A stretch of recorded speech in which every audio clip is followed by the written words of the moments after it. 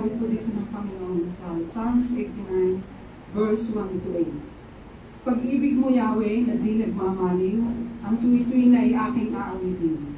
Ang katapatan mo laging sasambitin, ang iyong pag-ibig ay walang katapusan. Sintatag ng langit ng iyong katapatan. Sabi mo, Yahweh, kasunduan iyong ginawa.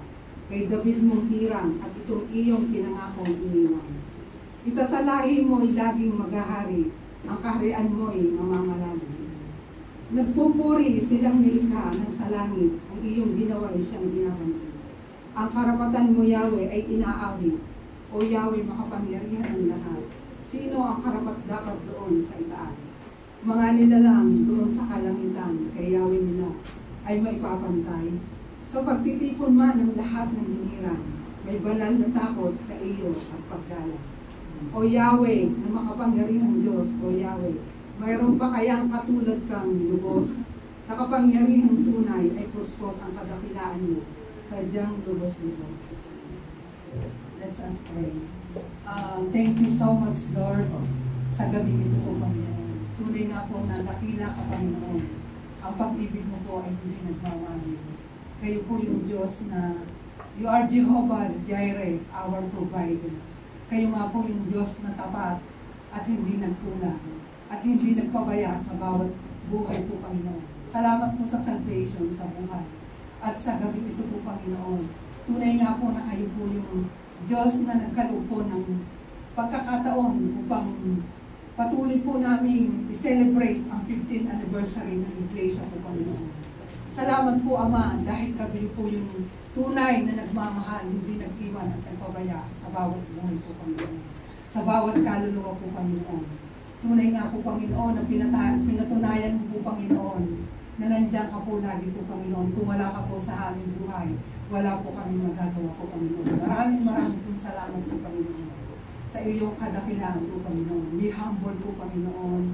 Kami po ay tunay na humingi po ng kapatawaran sa inyo.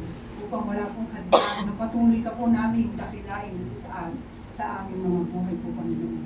Nawa po yung banal niyo pong Espiritu at presensya ang patuloy na maranasan po ng bawat isa po, Panginoon, na dinala mo po sa lugar na ito. At nawa po, Panginoon, ikaw po yung makita yung buhay na nagpatutuo sa bawat buhay po, Panginoon. Na ikaw po yung Diyos na pinanggalingan ng lahat ng bagay. We acknowledge po, Panginoon, na galing po ito sa inyo po, Panginoon. Kaya po, Panginoon, karapat dapat ko pong itaas at dakilain sa gabi dito po, Panginoon. Nawa po, Panginoon, yung wisdom, yung knowledge na nagagaling po sa inyo po, Panginoon, ang patuloy na manatili at maranasan po ng bawat isa po, Panginoon.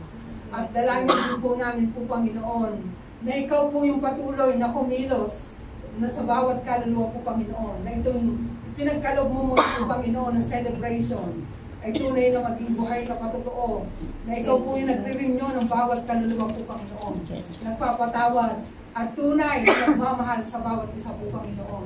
Dahil yung pangako mo po, Panginoon, na hindi nagmamahal sa bawat isa po, Panginoon. At nawa po, Ama, ito po yung maging kapunuan ng bawat isa at tunay na kalaguan po, Panginoon, ng bawat mananampalataya po, Panginoon. We are declare po, Panginoon, the victory tonight po, Panginoon, na tunay nga po na manggaling sa iyo dahil alam po namin na ikaw po yung Diyos na mananagumpay.